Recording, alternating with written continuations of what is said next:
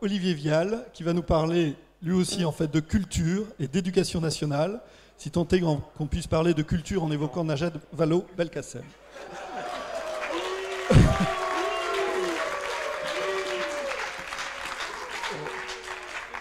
Alors, cher Olivier, donc vous êtes un homme d'engagement et de fidélité. Étudiant en économie, vous avez très tôt milité à l'UNI. Fondée dans la tourmente de mai 68, cette organisation bien connue rassemble tous ceux qui s'intéressent aux problèmes de l'enseignement et de la recherche, et pas seulement des étudiants. Vous en êtes devenu le président en 2009, donc 2009-2016, un septennat, ce qui vous situe déjà dans une certaine tradition politique.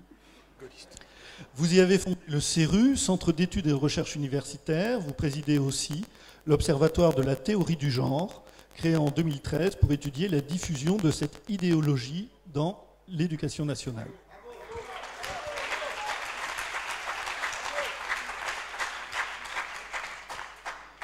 Vous avez rédigé de nombreux articles et essais sur l'éducation. Je pense notamment à l'école malade de l'égalitarisme. Et vous vous apprêtez à publier un nouveau livre, La radicalisation islamiste, la jeunesse prise pour cible, qui paraîtra dans la maison d'édition que vous avez fondée, en VO édition. Bref, Olivier Vial, vous êtes un hyperactif, le cauchemar de Najat Vallaud-Belkacem, qui vous rangerait... C'est le mien aussi. qui vous rangerait sans doute parmi les pseudo-intellectuels, ce sont ces mots, qui ont l'impudence de critiquer son action. Ce combat pour la transmission, vous le menez avec panache, et si Denis Tillinac s'apparente à D'Artagnan, nous pourrions évoquer pour vous ces trois complices. Athos, dont chacun apprécie le sens de l'honneur, mais dont on connaît aussi le goût pour le rosé d'Anjou. Aramis, qui se distingue par ses traits d'esprit, et bien sûr Porthos, sans doute le plus français, car il fait honneur à nos traditions gastronomiques. Cher Olivier, vous allez dresser donc un état des lieux du système scolaire français. À vous maintenant de nous régaler, donc pour 20 minutes pour votre intervention, et en plus, cerise sur le gâteau, 10 minutes de questions. Voilà, on pourra vous interroger et vous répondrez avec la gentillesse qu'on vous connaît. Merci beaucoup Fabrice. Merci beaucoup à tous. Merci Ludovine de l'invitation. Contrairement à Denis Tillinac et respectant les directives du ministère de l'Éducation nationale, je ne citerai pas de grands auteurs et je vais essayer effectivement de vous parler de l'éducation. Alors, pour parler de l'éducation nationale, il y a heureusement l'actualité nous a amené un parfait résumé. Il y a eu un sondage qui est paru jeudi qui demandait aux Français de noter le système éducatif français. Et le résultat est de pire en pire chaque année. Cette année, l'éducation nationale a obtenu simplement la note de 10, tout Français confondu. C'est très difficile, mais si on avait demandé aux Français de ne pas simplement noter, mais de mettre une observation, il est à craindre qu'on ait une observation assez non bienveillante, du style n'apprend plus grand-chose, ne sait plus faire la différence entre l'accessoire et l'essentiel, et surtout nous coûte énormément cher. Heureusement pour Najat Vallaud-Belkacem, on est passé à l'ère de l'évaluation bienveillante, de l'évaluation positive par contrat de confiance. C'est des termes qui, je vous le dis, parce que je cite beaucoup il y a des moments où on a l'impression que je parle une langue étrangère, c'est juste du jargon d'éducation nationale.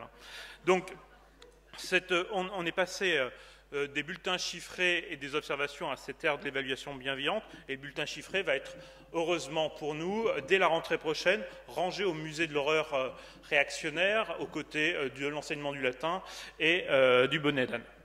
Alors le système nous coûte très cher, et aux parents et grands-parents que vous êtes, vous le savez, puisque un quart du budget de l'éducation de l'État est consacré à l'éducation nationale. Si on rajoute les dépenses des familles, c'est un budget quand même colossal, puisque c'est environ 2 000 € par an et par famille qui est consacré à l'éducation nationale. Ça nous place à 7% du PIB, et ça nous place parmi les pays qui investissent le plus dans l'éducation nationale. Pourtant, malheureusement, on ne peut pas dire que les résultats soient à la hauteur. C'est un système qui est très mal géré. Un fonctionnaire sur deux, même un peu plus d'un fonctionnaire sur deux, bosse pour l'éducation nationale. Ça nous amène à un peu plus d'1 200 000 personnes, qui est pourtant très très mal géré. Je vous donnerai juste Un exemple, on pourra rentrer dans les détails après, un exemple qui est symptomatique, c'est en 2010. En 2010, il y avait eu des manifestations en France, des syndicats qui réclamaient notamment plus de fonctionnaires et surtout qu'on ne supprime pas 12 000 postes dans l'éducation nationale. Cette même année, la commission d'enquête du Sénat avait passé le budget de l'éducation nationale un petit peu au peigne fin et avait redécouvert que ça faisait plus de 5 ans qu'on avait oublié de compter 20 000 postes. On est dans un ministère qui est incapable de chiffrer combien il y a de fonctionnaires à 20 000 près. Et donc après, quand les syndicats aujourd'hui continuent à manifester pour demander 6 000 postes de plus, on ne sait pas, ça se trouve, ils sont quelque part, on les a perdus depuis quelque temps. Le paradoxe, c'est quand même inquiétant parce qu'il y a un paradoxe sur le taux d'encadrement. On a en France 9,5 élèves pour un enseignant. En Finlande, c'est 16,2. Où il y a un véritable paradoxe, c'est que la taille moyenne des classes en France est de 24,5 alors qu'elle est de 20,1 en Finlande. C'est-à-dire qu'avec deux fois moins d'enseignants, ils arrivent à avoir des classes avec moins d'élèves. Parce que nous, effectivement, on ne sait plus gérer le système tellement il est colossal et géré de façon centralisée. Ça, c'est le coût, effectivement, du système, mais il y a au-delà de ce coût-là, on a un autre coût qui est peut-être plus inquiétant, c'est le coût de l'échec scolaire.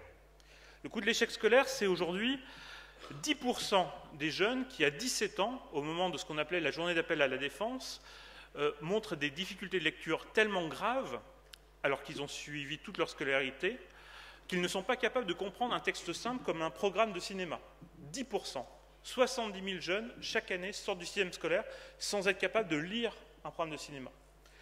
30 000 d'entre eux, 36 000 d'entre eux sont totalement illettrés à 17 ans. C'est autant dire que ce sont des jeunes qui n'auront aucune chance dans notre société parce qu'aujourd'hui, la non-maîtrise de la lecture est un handicap certain. Parmi ceux-là, on a encore plus de jeunes qui, même s'ils maîtrisent une partie de la lecture, n'ont pas les compétences suffisantes pour arriver à obtenir un diplôme ou une qualification. Chaque année, on a un peu plus de 136 000 personnes qui quittent le système scolaire sans aucune qualification. Au final, ça fait quand même des générations entières qui sont ainsi handicapées.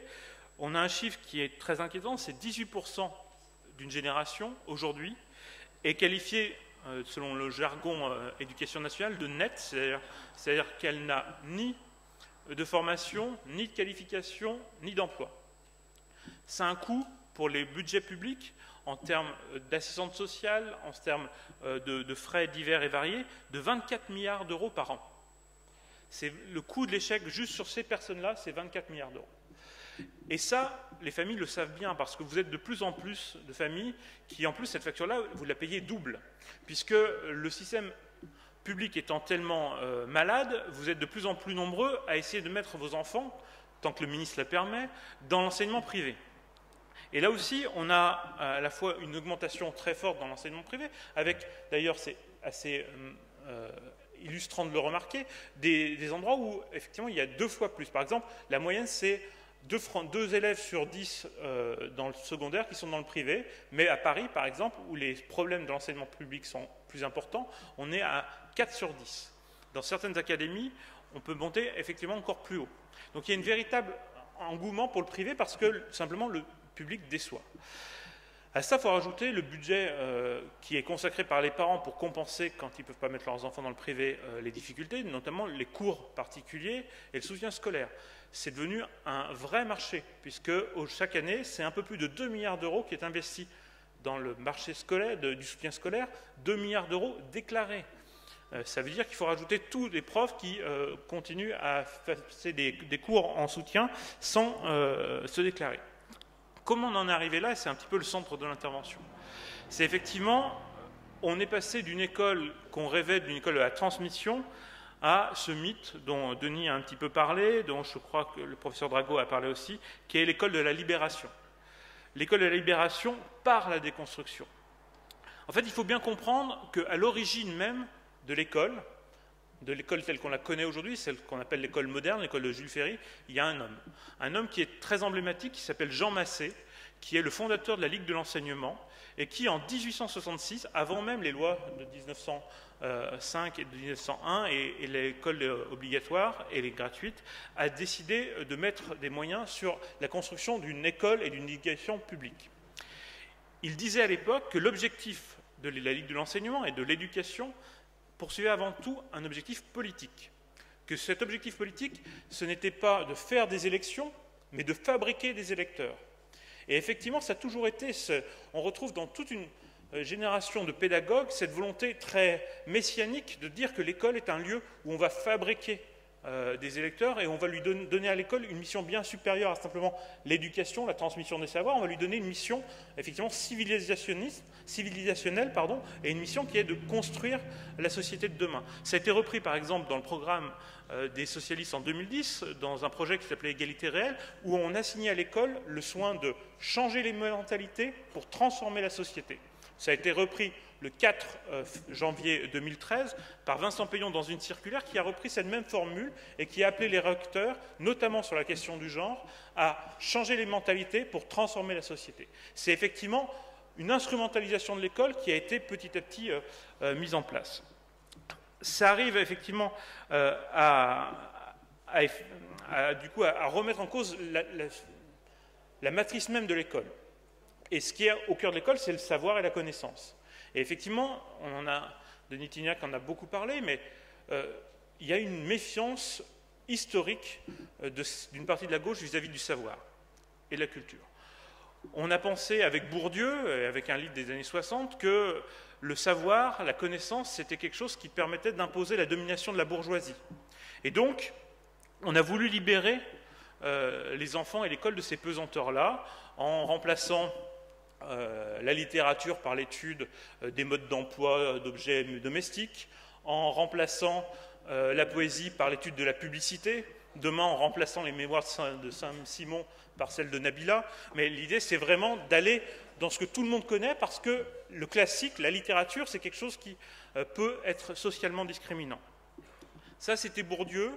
C'est Philippe Mérieux, c'est tous les pédagogues qui ont formé des générations et des générations d'enseignants et du coup des générations et des générations d'élèves, dont malheureusement une de ces élèves est devenue ministre de l'Éducation nationale. Et effectivement, Najat Vallaud-Belkacem, peut-être que c'est la première ministre qui est le fruit parfait des dérives du système. Et ça entraîne finalement quelque chose d'assez inquiétant, c'est qu'elle a la force de ceux qui ne doutent pas. Et sur ces questions-là, effectivement, elle va encore plus loin que Bourdieu. Et on est passé de ce savoir et cette connaissance qui était finalement socialement marqué et marquant, à aujourd'hui la connaissance et le savoir qui est moralement inquiétant. En gros, avec Najat Vallaud-Belkacem, on remet en cause totalement le savoir, et l'idée c'est de se dire que le savoir est discriminant. Et c'est le savoir, la connaissance, l'histoire de France, la littérature qui est discriminant parce qu'il véhicule des stéréotypes.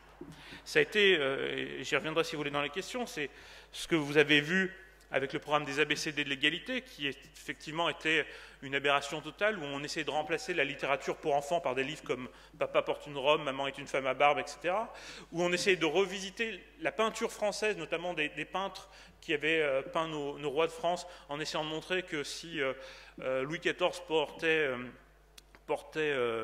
une perruque et des talons, c'est peut-être qu'il était un peu transgenre, etc., etc. Tout ça, effectivement, c'est des choses qu'on a vues. La ministre a essayé d'aller encore plus loin en demandant, par exemple, que les manuels de français indiquent la sexualité des auteurs, qu'on ait que dans les manuels scolaires, on ait parité entre les héros masculins et les héros féminins, qu'on ait aussi une place qui soit paritaire entre les héros français et les héros issus des minorités, etc., etc. Tout ça, effectivement, parce qu'il y a cette volonté-là de se dire la culture, c'est elle qui est en train de pervertir nos enfants.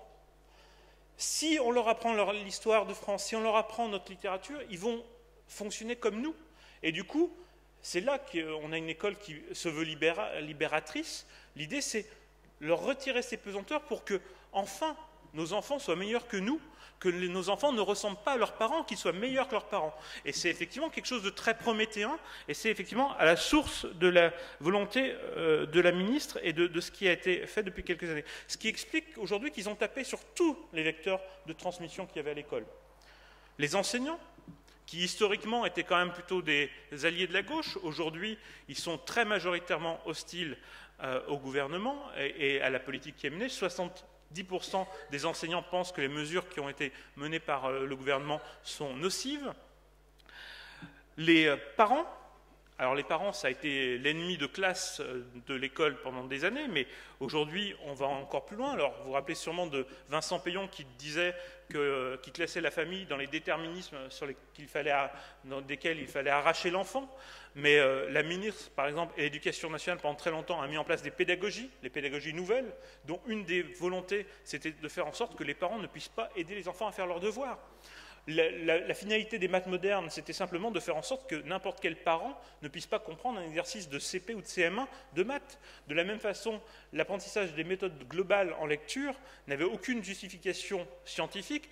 Elle permettait simplement à des parents qui avaient appris par la méthode syllabique d'être incapables d'apprendre à leurs enfants. Et donc, du coup, tout le monde était remis sur un pied d'égalité et les familles étaient déconnectées de leurs enfants. Ça va aller de plus en plus loin puisque la ministre a mis en place l'interdiction de faire des devoirs à la maison, qui est toujours cette même volonté de faire en sorte que les familles se déconnectent des enfants pour pas qu'elles puissent transmettre un patrimoine, une histoire, des connaissances qu'ils pouvaient avoir. Dernier point, effectivement, Denis en a parlé, et Fabrice en a parlé, de ces canaux, c'est les pseudo-intellectuels. Aujourd'hui, là aussi, les intellectuels étaient plutôt des gens classés à gauche, des alliés objectifs de la gauche. Par cette méfiance vis-à-vis du savoir, de la connaissance et de la littérature, elle en a fait des ennemis de classe. Et tous ceux qui pensent, tous ceux qui produisent du classique deviennent des ennemis. Et donc ça a été ce mépris total pour les intellectuels. Pour bien expliquer ça et finir sur deux exemples, je voudrais vous parler de deux façons dont on voit effectivement comment fonctionne le système actuel et comment cette philosophie-là a imprégné totalement notre mode de fonctionnement. L'enseignement du français et l'autorité. L'enseignement du français, ce qu'il faut retenir, c'est que déjà, on a d'année en année rendu l'enseignement du français à une portion congrue. Il faut savoir que depuis 100 ans, le nombre d'heures consacrées à cet enseignement a été divisé par 2. On est passé de 14 heures par semaine en primaire à moins de 7 heures, au moment où les difficultés étaient les plus importantes et où on avait des gens venant de pays étrangers qui maîtrisaient mal le français, et bien forcément, ils auraient eu besoin de plus d'heures de français, or on les a divisés par 2. Ça va être encore renforcé cette année puisque la réforme du collège a comme principale conséquence de diminuer de 120 heures par an le nombre des heures consacrées à l'enseignement des matières fondamentales. Mais la ministre, là-dessus, est allée plus loin en essayant notamment cette grande révolution sur l'orthographe, dont vous avez un pas. Là aussi, c'est toujours la même chose. Certains pédagogues issus de cette tendance-là, notamment un linguiste qui s'appelait André Chervel, a écrit un livre pour dire que l'orthographe est une discipline de luxe, comme le latin autrefois. La ministre l'a bien entendu, elle a déjà supprimé le latin, elle a essayé pour l'orthographe, elle a eu un peu des problèmes, comme on dit.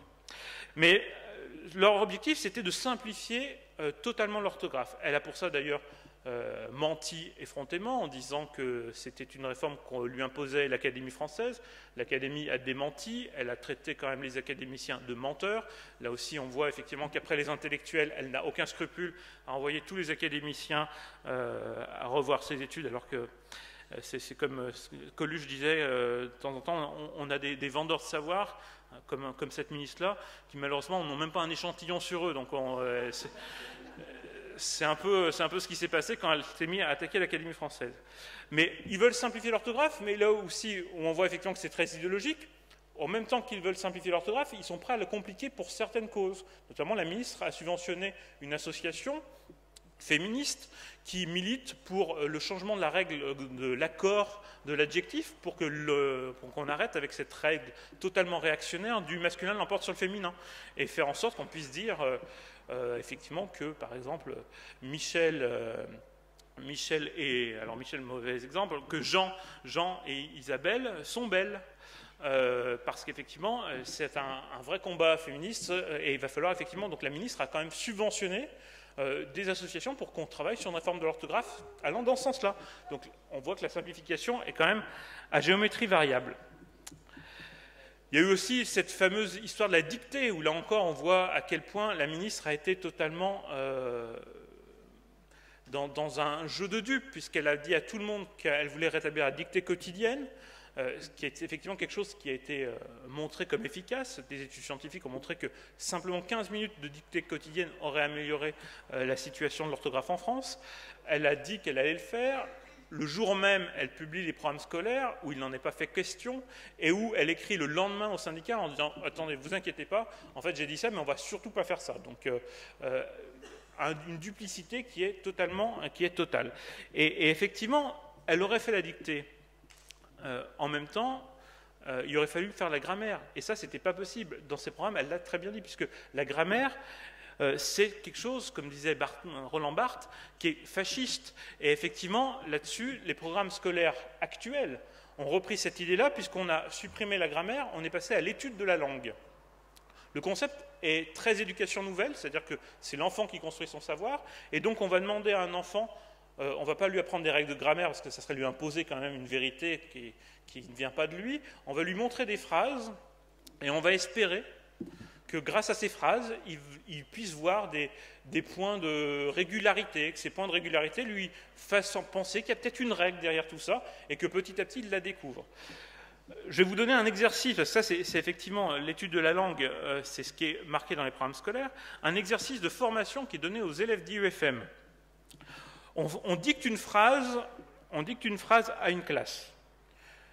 L'enseignant est chargé d'écrire toutes les graphies possibles d'un mot.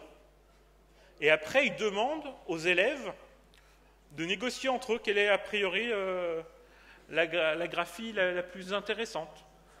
C'est déjà assez pathétique, mais attention, c'est là que la consigne est savoureuse. S'il arrive qu'une mauvaise graphie soit choisie, les formateurs invitent les enseignants à réprimer leur adulité spontanée et à ne pas corriger. Il faut laisser les enfants choisir et plus tard reproposer une autre phrase avec une autre graphie en espérant que finalement l'enfant finisse par découvrir cette graphie. Grâce à ça, on est arrivé à tous les 4 ans à peu près, le niveau d'orthographe est divisé par 2. Donc on peut encore continuer longtemps, on peut simplifier l'orthographe, mais on va avoir un vrai problème de diffusion de nos idées. Dernier point, mais ça on y reviendra dans les questions sur cet enseignement. L'enseignement du français est de plus en plus concurrencé par l'enseignement des langues d'origine, dont la ministre, effectivement, a demandé l'élargissement. C'est un procédé qui est dangereux, puisque ce ne sont pas des enseignants français qui enseignent ces langues, ce sont des enseignants qui sont mis à disposition par les ambassades des pays, qui sont payés par les ambassades, et dont les manuels scolaires sont fournis par les ambassades. Le rapport sénatorial du sénateur Grosperrin avait notamment tiré la sonnette d'alarme en début d'année, puisque pour l'enseignement du turc, ce sont des manuels qui sont écrits par les ministères d'Erdogan, dont on sait qu'il est effectivement très démocrate. Et dans ces manuels, on a toute une partie qui s'appelle « Foi, Islam et morale », où on insiste sur l'importance de croire en Allah. Et ça, c'est des cours pour des enfants de 6 à 8 ans, et c'est censé être des cours de langue. Et on leur demande d'apprendre l'importance pour l'humanité doit être mise sur les valeurs, et notamment grâce à la mémorisation de sourates et de versets. Et ça, c'est fait dans vos écoles par des enseignants turcs, payés par le gouvernement turc, et donc après, on peut essayer de mettre en place tous les plans de laïcité qu'on veut, tous les plans de lutte contre le communautarisme. Dès lors que la ministre ouvre les postes à des enseignants qui ne sont pas payés par le gouvernement français, on a effectivement des risques. Sur l'autorité, c'est la même chose. C'est le dernier point que je voulais aborder. Sur l'autorité, on est arrivé à un stade inquiétant en France.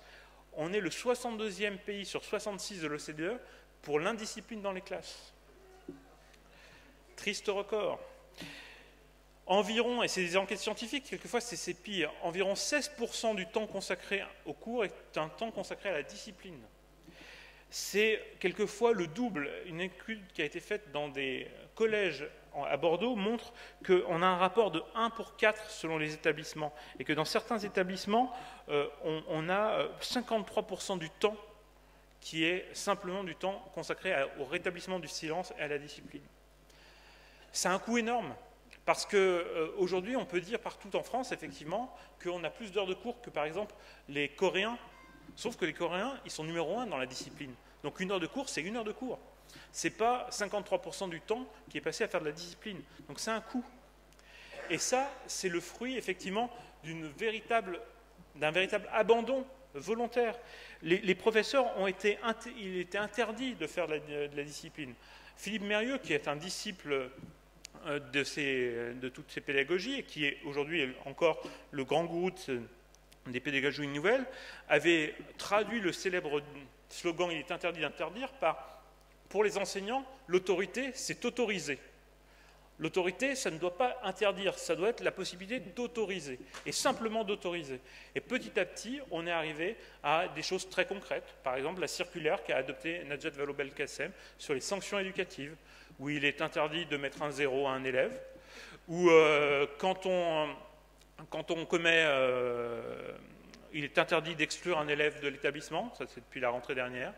Et puis si un élève est trop régulièrement désagréable, et bien finalement, au bout de plusieurs avertissements, on va le confier à une association pour que pendant une semaine, il sorte de l'établissement, il aille faire différentes actions, d'activités avec des associations qui sont conventionnées, qui sont d'ailleurs souvent des associations de la Ligue de l'enseignement.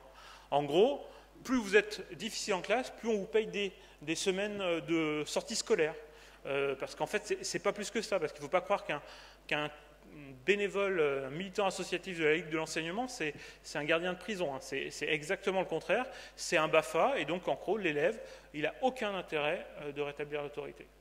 Quand on rajoute à ça qu'on supprime le redoublement, qu'on a effectivement de plus en plus de difficultés pour les enseignants à faire respecter l'autorité, parce que dès lors qu'ils convoquent un conseil de classe, un conseil de discipline, les enfants peuvent se faire, et là aussi c'est une farce qui a été mise en place par Ségolène Royal, les enfants peuvent se faire représenter par des avocats, ce qui fait que certains enfants aujourd'hui attaquent en diffamation des professeurs qui leur ont simplement dit une observation qui leur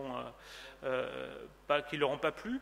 Donc on est effectivement dans un système où l'autorité est en train d'être totalement remise à mal.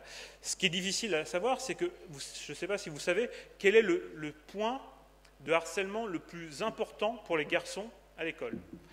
Qu'est-ce qui fait qu'aujourd'hui, on a de plus en plus de difficultés pour certains garçons? Le facteur de harcèlement, le principal, celui qui progresse d'année en année, c'est le fait d'être bon élève. On est arrivé dans un système où ce sont les bons élèves qui stressent quand ils vont à l'école.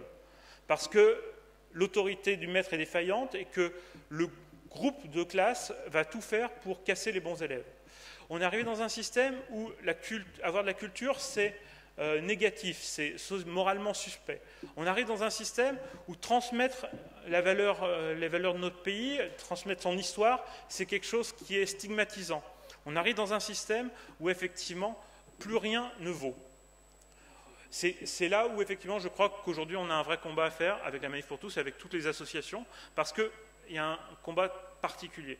L'éducation, comme la culture, ce sont des biens particuliers. C'est le seul bien qui disparaît quand on arrête de le transmettre. Quand vous avez un bien matériel, si vous le donnez à quelqu'un, c'est cette personne qui l'a et vous ne l'avez plus. L'éducation, la culture, le savoir, c'est le seul bien qui disparaît quand on arrête de le transmettre, et qui, au contraire, peut disparaître peut se répandre si on le transmet. Bientôt, ça sera très difficile d'enseigner le latin parce que de plus en plus les écoles suppriment le latin. Demain, enseigner l'histoire de France deviendra compliqué parce que le programme d'histoire de France est passé simplement, en début 2012, il faisait 36 pages, aujourd'hui il fait une page recto verso. Tout ça, effectivement, c'est des choses qui sont très importantes. Si on veut demain reprendre le chemin du redressement de la France, il faudra redresser l'école.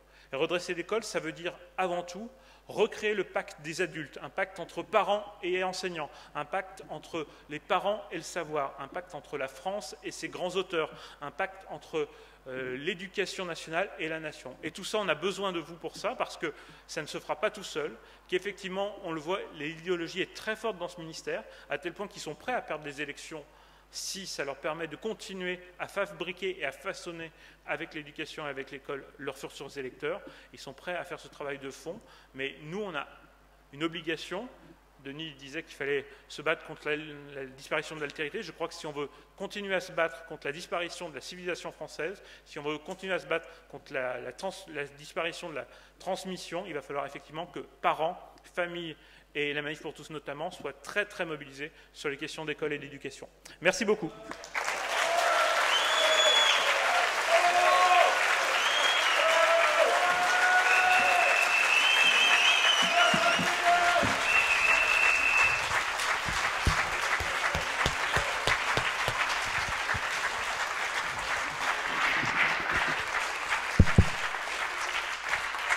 Merci beaucoup Olivier, bravo de cette magnifique synthèse rapide compte tenu de l'ampleur du sujet.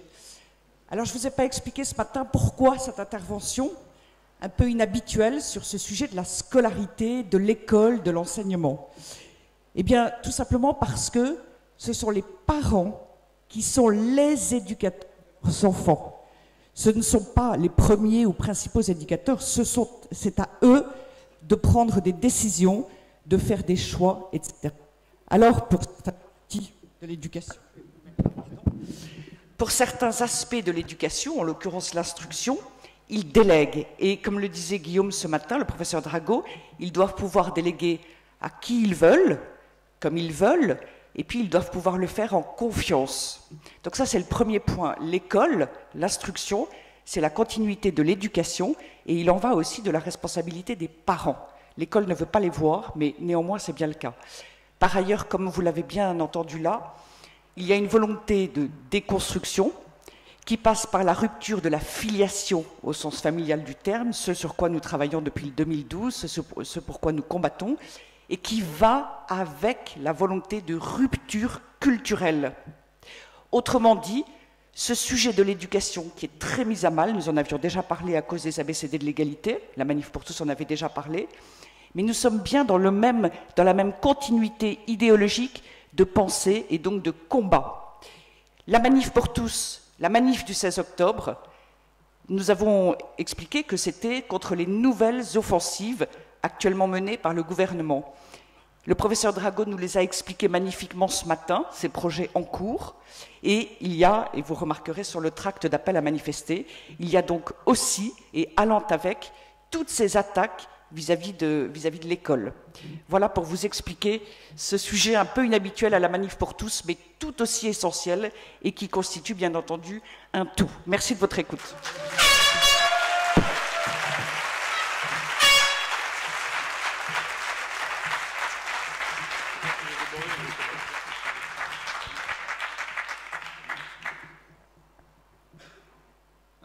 J'espère qu'il va fonctionner.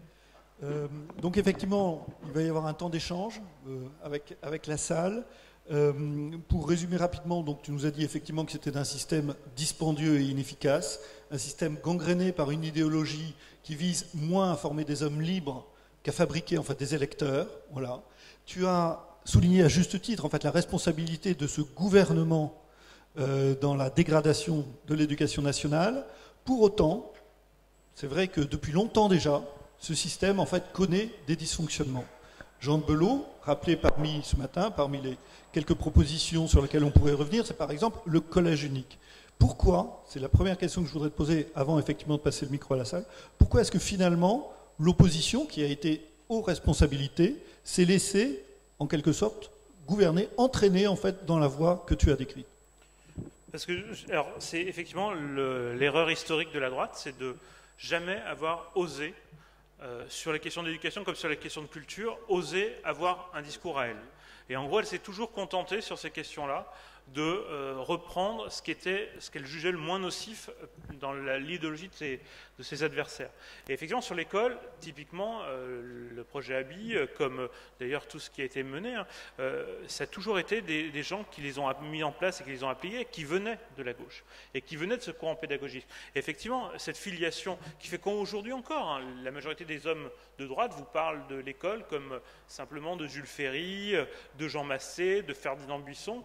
Tous ces gens-là, effectivement, sont sûrement des gens qui avaient des idées très intéressantes, mais malgré tout, ce n'est pas l'alpha et l'oméga de la pensée en éducation. Et dans plein d'autres pays, on a les mouvements conservateurs qui sont en pointe sur les questions d'éducation, parce que forcément, conservation et transmission, c'est deux choses qui vont très bien ensemble. Et en fait, en France, on n'a jamais osé le faire. Et après, il y a une raison plus politique et pratique, c'est qu'on a une sorte de mammouth, qui est le ministère, dont certains ont parlé. Ce ministère-là est dirigé par les mêmes personnes depuis presque 50 ans.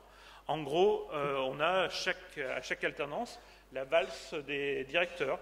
Ceux qui sont très marqués d'un camp partent de l'administration pour entrer dans les cabinets, et quand son camp perd, il quitte le cabinet pour revenir dans l'administration. Et ce turnover, qui a d'ailleurs été très bien décrit par Sophie Coignard dans un de ses essais, est effectivement quelque chose qui explique beaucoup finalement l'immobilisme du ministère. Et puis enfin, un dernier sujet, et là je sais que je ne me fais pas forcément des amis partout, c'est que la droite a souvent, parce que connaissant peu l'éducation, a souvent eu, vis-à-vis des syndicats, une approche assez la même dans le champ de l'éducation que dans les autres champs, considérant que, finalement, les communistes, donc les syndicats proches de la CGT, du SNES, etc., étaient forcément les ennemis à abattre, et que les syndicats réformistes, comme l'UNSA, comme le SGEN CFDT, alors je sais qu'effectivement c'est pas tout à fait pareil que la CFDT en plein, étaient les syndicats réformistes avec lesquels il fallait travailler. Or, sur la question de l'éducation nationale, le SNES est effectivement très difficile à gérer parce qu'ils veulent toujours plus de postes, mais toutes les lubies de suppression des notes, d'évaluation positive, de toutes ces lubies-là qui ont noyé et gangréné le système, elles sont toujours venues des pédagogistes qui étaient toujours plutôt dans ces mouvements comme l'UNSA et le SGEN CFDT. Et donc là, effectivement, on a un vrai problème parce qu'il y a eu notamment, ça a été le drame du précédent gouvernement, ils ont été obligés des fois de négocier des choses sur l'éducation pour pouvoir passer la réforme des retraites, et malheureusement c'était très négatif, et je crois que là-dessus il y aura un vrai changement à avoir, c'est qu'il faut qu'on regarde, il faut qu'on ait une vraie vision, et le seul moyen de lutter contre ça, c'est d'avoir des parents d'élèves qui s'engagent. Et là encore, les parents d'élèves qui s'engagent, là aussi, peut-être que je ne me fais pas que des amis dans la salle, ça veut dire vraiment s'engager. Et malheureusement, les fédérations de parents d'élèves aujourd'hui, elles sont très inaudibles, et quand elles ne sont pas inaudibles, elles sont souvent des suiveurs du ministère. Que ce soit la FCPE, c'est normal puisque ce sont des militants de gauche et des militants, mais quelquefois la PEP est très timide, notamment ça a été le cas sur les terreaux du genre, et les appels sont encore pires que les autres, puisqu'elles ont carrément cautionné tout ce qui a été fait par le gouvernement.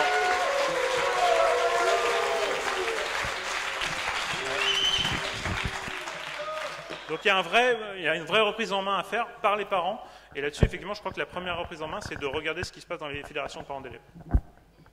Bon, merci pour cette franchise, et je pense qu'on va passer le micro dans la salle. On a 10 minutes de questions. Alors, est-ce qu'une main se lève?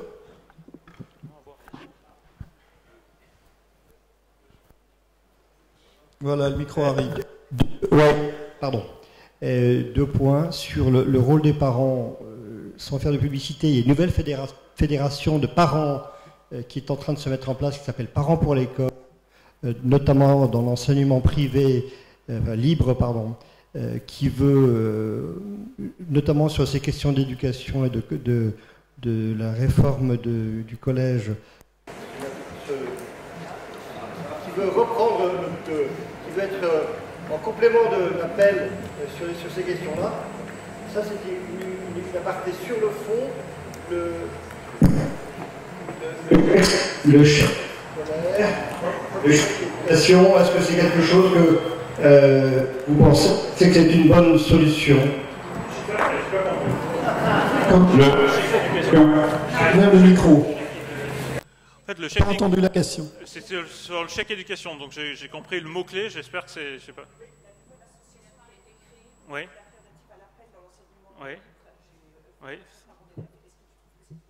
Non, mais je crois qu'après, c'était sur chaque éducation, non, c'est ça? Parce que sur en fait, qu'il y ait de nouvelles pour la nouvelle fédération, effectivement, je pense que tout ce qui peut être nouveau et qui peut même simplement quelquefois servir d'aiguillon, c'est une bonne chose. Sur le chèque éducation, si c'était la question, c'est malheureusement quelque chose qui est compliqué. Par contre, il y a quand même des choses à faire, notamment demander la stricte parité dans le financement public-privé. C'est-à-dire que le nombre d'élèves, quand il y a des élèves qui vont dans le privé, il faut que les subventions qui sont données aux élèves du public, on est les mêmes. Or, aujourd'hui, l'enseignement privé ne bénéficie pas de la même quote-part pour les élèves dans le public et dans le privé.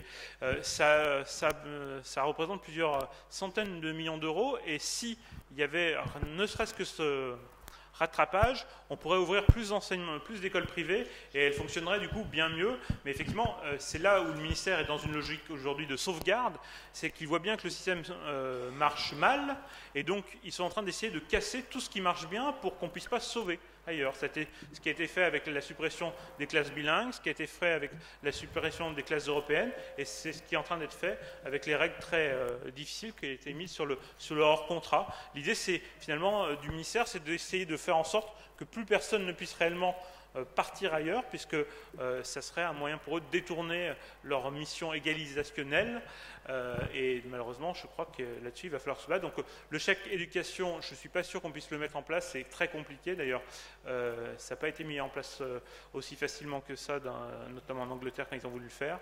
Par contre, il y a d'autres moyens, et notamment exiger la stricte parité du financement public-privé en fonction du nombre d'élèves et de la démographie. Une question d'ordre encore plus pratique. Votre intervention s'est largement focalisée dans une perspective d'enseignement général. Ne pensez-vous pas qu'une égale priorité devrait être consacrée à la refonte de l'enseignement professionnel d'une part et de l'apprentissage, sachant que des catégories entières d'élèves ne seraient pas condamnées si l'apprentissage était facilité? Ça, tout à fait. Alors l'apprentissage en plus a beaucoup souffert ces dernières années. Il y a un vrai volet sur ces questions-là, notamment permettre à des élèves de partir plutôt en apprentissage. Ça, c'est effectivement une bonne chose. Je crois qu'aujourd'hui, il y a une réforme du système professionnel. Il faut le supprimer du ministère de l'Éducation nationale. Et une des mesures qui est souvent avancée, c'est de faire en sorte que ce soit les régions en lien avec les fédérations professionnelles qui puissent reprendre vraiment la main sur l'organisation de l'enseignement professionnel. Et effectivement, ça sera, je pense, une des voies, notamment pour remédier au décrochage, c'est d'avoir un vrai enseignement professionnel digne de ce nom, mais pour qu'il soit digne de ce nom, ça doit être un enseignement professionnel qui mène jusqu'à l'excellence. Et ça veut dire qu'il faut aussi avoir une filière professionnelle d'enseignement supérieur qui soit digne de ce nom. Et là, pour le coup, on a beaucoup de retard par rapport à ce que font notamment nos voisins allemands. Oui. Je ne sais pas s'il y a d'autres. En fait, je ne vois pas du tout. Donc... Oui. J'ai une question. Vous avez dit justement que beaucoup d'enfants quittaient le public pour aller dans le privé, qu'en même temps, les écoles privées, les enseignants des écoles privées sont payés par l'éducation nationale.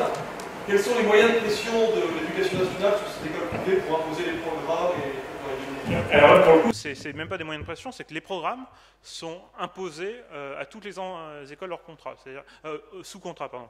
Quand on est une école sous contrat, ce qui est 90%, 95% des écoles libres, le programme est national et donc il est imposé. Et donc, ils passent les mêmes examens, ce qui est normal, donc ils doivent respecter le même programme.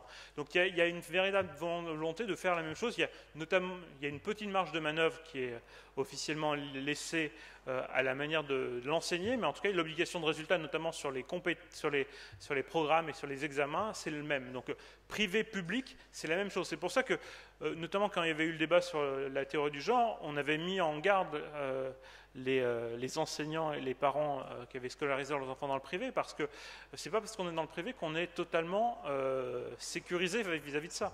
C'est les mêmes programmes qui s'appliquent et c'est exactement les mêmes choses qui sont à craindre. Et quelquefois, là aussi, il faut être vigilant. Le privé a de très bonnes réussites, mais il y a aussi certains établissements privés qui jouent aux apprentis sorciers, et les choses les plus les plus étranges, originales, pour ne pas dire totalement pédagogues, sont souvent faites dans le privé. Donc il faut aussi être assez vigilant parce qu'on peut avoir certains établissements privés qui jouent aux apprentis sorciers et qui peuvent conduire à des théories très très étranges, notamment sur la notation. Les choses les plus surprenantes sont dans le privé. Alors la seule différence quand même, c'est parce que c'est moins grave que dans le public, c'est que là les parents sont au courant quand ils inscrivent leurs enfants, et ils le font de leur propre choix. Mais malgré tout, il faut être vigilant quand vous inscrivez vos enfants, de connaître bien le projet d'établissement, parce que même dans le privé, on peut avoir de mauvaises surprises. Vous avez, lors de votre intervention, montré la convergence des idées de droite et de gauche vers cette position actuelle de l'école. Est-ce que... Ah ouais. En fait, je crois qu'on entend mieux sans micro, presque. Hein, donc. Vous avez noté donc la convergence entre droite et gauche sur l'évolution actuelle de l'école. Est-ce que vous voyez dans les propositions politiques qui sont faites une évolution qui prenne le problème, qui est à contrario, et qui est pourvue d'une vraie transmission, une vraie éducation de l'enfant et une vraie transmission des savoirs de qualité, avec peut-être des évolutions comme il a pu en effet en Angleterre, que je connais bien, et dont les résultats sont vraiment visibles. Oui, aujourd'hui, alors, où je suis vigilant, parce qu'effectivement, ça fait quelques années que je suis dans le milieu de l'éducation nationale, aujourd'hui, il y a une vraie prise de conscience. Cette prise de conscience avait déjà commencé en 2012. Le programme, notamment de Nicolas Sarkozy en 2012, était clairement différent de celui de 2007, et notamment, effectivement, on avait une vraie pensée de droite sur l'éducation nationale, sur notamment la place de la transmission, la place de l'autorité, etc. Aujourd'hui, le discours, par exemple, qu'on entend de François Fillon sur l'enseignement de l'histoire est aussi quelque chose de très nouveau, parce que pendant très longtemps, la droite n'a eu qu'une vision comptable. On ne parlait que de gouvernance, d'autonomie des établissements, sans savoir ce qu'on allait enseigner. Je crois qu'il y a une prise de conscience, et c'est heureux. Aujourd'hui, on s'intéresse à ce qu'on enseigne, pourquoi on enseigne, et à la finalité de l'enseignement. Où je suis vigilant, et c'est là où on aura besoin de la Manif pour tous et de toutes les associations de parents que vous pouvez créer, c'est qu'une fois au pouvoir, si la droite revient au pouvoir, c'est pas parce qu'ils auront ces idées-là qu'ils pourront les appliquer. Et ce n'est pas la faute des hommes politiques, c'est que le système est tellement gangréné par des inspections, par des corps constitués et très formés, que le seul moyen d'avoir une politique qui aille dans notre sens, même si les idées originales sont bonnes, c'est de tirer dans ce sens-là. Et de rétablir l'équilibre. En politique, l'équilibre, c'est un équilibre qui est toujours cinétique, c'est un équilibre dynamique, c'est pas deux poids. Il faut être capable de tirer dans notre sens si on veut que les idées qu'on défende soient reconnues. Et là, je crois qu'on a un vrai, et la Manif pour tous, pour ça, j'espère, sera de notre côté, on a un vrai service après-vote prêt à faire. Ce n'est pas parce qu'on aura des élus qui auront repris nos propositions dans leur programme qui pourront les appliquer si on n'est pas là demain, sur le terrain, pour, un, les pousser à le faire, et deux, faire en sorte que concrètement, dans les établissements, ça soit le cas. Et je crois que là, il y a une vraie révolution à faire. Cette révolution-là, c'est qu'il y ait des mouvements citoyens qui viennent jouer le service après-vote. Et c'est ça que j'attends de la Manif pour tous, comme nous, on s'apprêtera à le faire sur les questions d'éducation. Une dernière question rapide et une dernière rapide.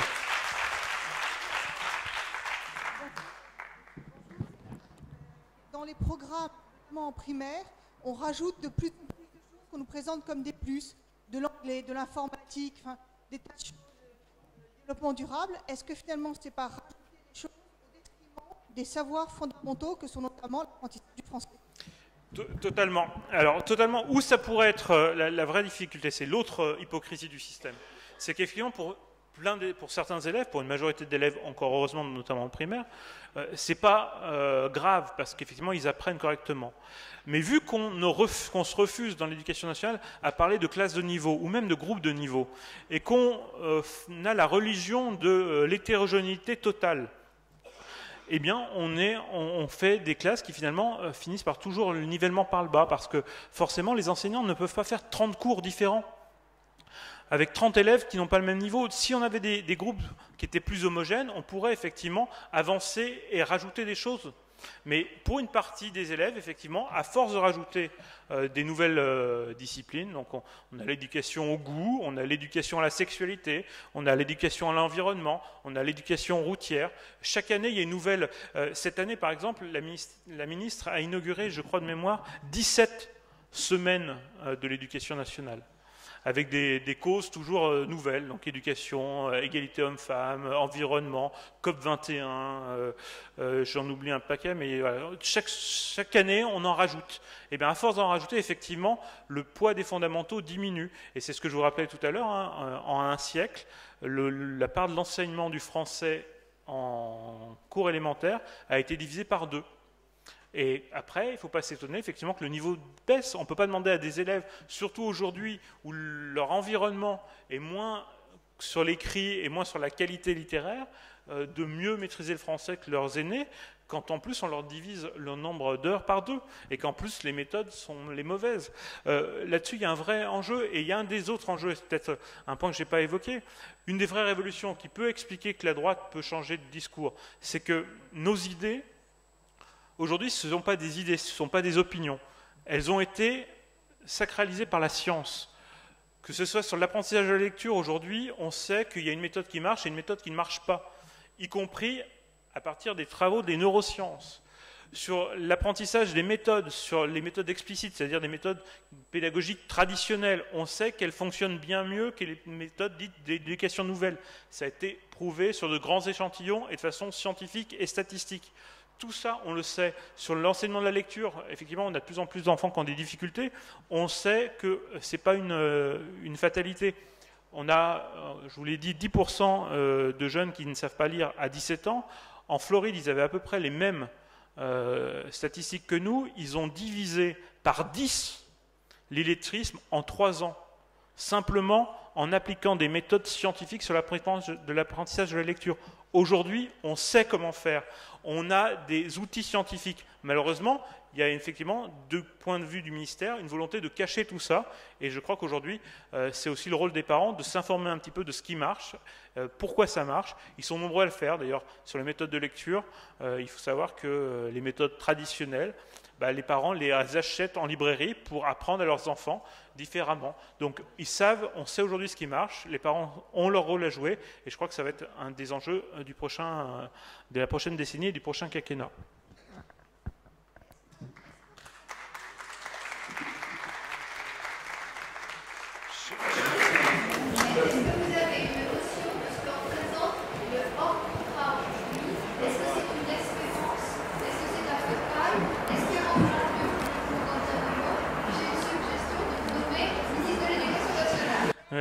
Je pense que là, vous auriez des grosses manifestations tout de suite, parce qu'effectivement, il va falloir un peu de temps avant qu'ils s'habituent, nos amis. Mais oui, alors le hors-contrat, c'est une espérance, mais c'est une espérance pour faire changer le système. Ça ne pourra jamais être le système.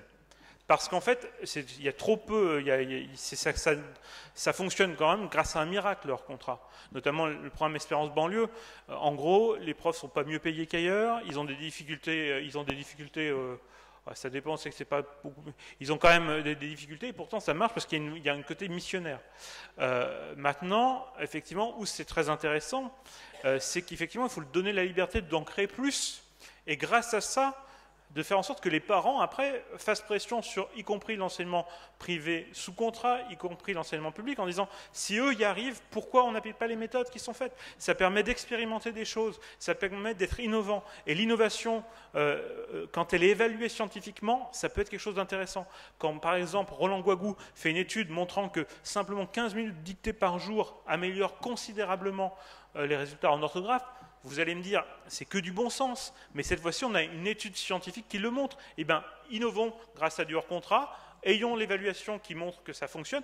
Après, ça sera difficile, même pour les politiques de droite, de vous dire qu'il ne faut pas le faire. Dès lors que le hors-contrat fonctionne, ça a été d'ailleurs le formidable aspect de Espérance banlieue, je crois qu'il y a beaucoup d'hommes politiques qui sont allés voir et qui ont été séduits par finalement le côté in vivo de l'expérience. Et donc là-dessus, je crois qu'effectivement, le hors-contrat, ça ne peut pas devenir le système, mais ça peut devenir un vrai ferment pour faire changer le système.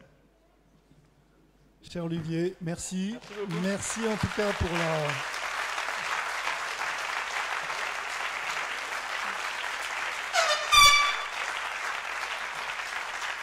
Merci pour la densité des échanges. Je crois que le nombre de questions en fait, a prouvé que le sujet intéressait évidemment et qu'il avait toute sa légitimité au sein de cette université d'été. Tu as rappelé, je le retiens aussi, que sur la famille comme sur l'éducation, la politique c'est souvent un rapport de force. Voilà, et donc il faut à la fois venir ici en fait pour prendre des arguments et ensuite transformer l'essai dans la rue parce que c'est comme ça qu'on se fait entendre des politiques. On peut le regretter, mais c'est comme ça que ça fonctionne aussi.